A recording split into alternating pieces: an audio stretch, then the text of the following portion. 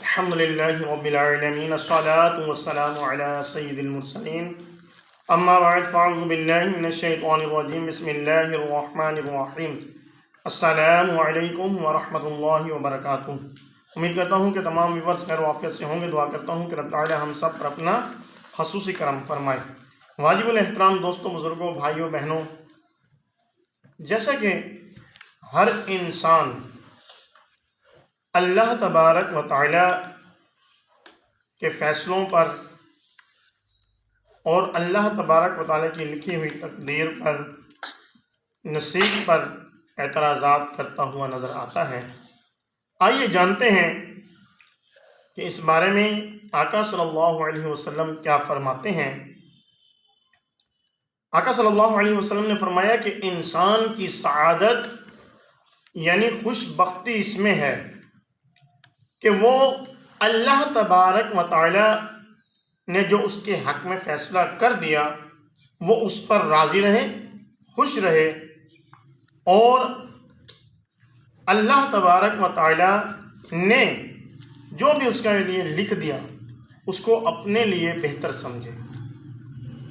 اور پھر فرمایا کہ انسان کی شقاوت یعنی بدبختی اس میں ہے کہ وہ اللہ تبارک و تعالی سے خیر مانگنا چھوڑ دے۔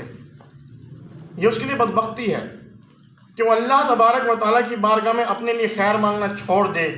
اور پھر فرمایا کہ جو اللہ تبارک و تعالی نے جو فیصلہ کر دیا اس کے حق میں، جو اس کے نصیب میں لکھ دیا، وہ اس پر ناراض رہے۔ اللہ تبارک و تعالی نے جو لکھ دیا اس پر راضی نہ ہو، ناراض رہے، ایسا شخص جو ہے وہ بدبخت ہے۔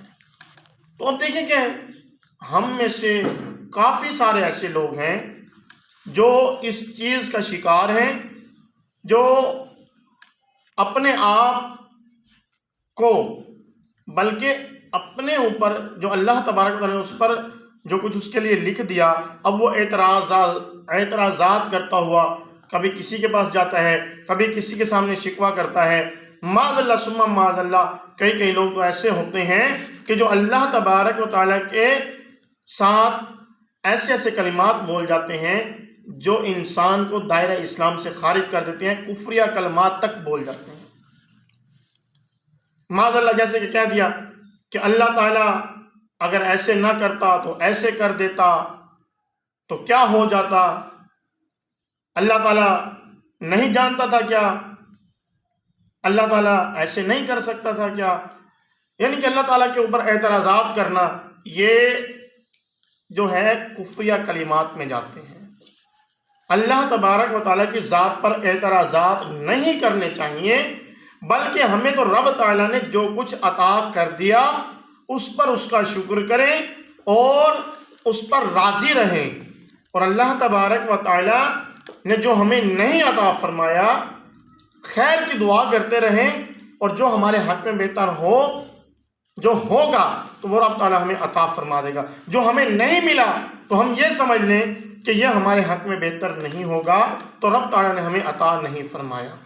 تو ہمیں چاہیے کہ ہر وقت ان چیزوں سے بچیں، یعنی کہ اللہ تبارک و تعالیٰ کی ذات پر اعتراضات کرنا، اللہ تبارک و تعالیٰ کی ذات سے ناراض رہنا، یا پھر اللہ تبارک و تعالیٰ نے جو کچھ دیا اس پر ناراض رہنا کہ یہ کم ہے، زیادہ دے دیتا، یہ کر دیتا، وہ کر دیتا۔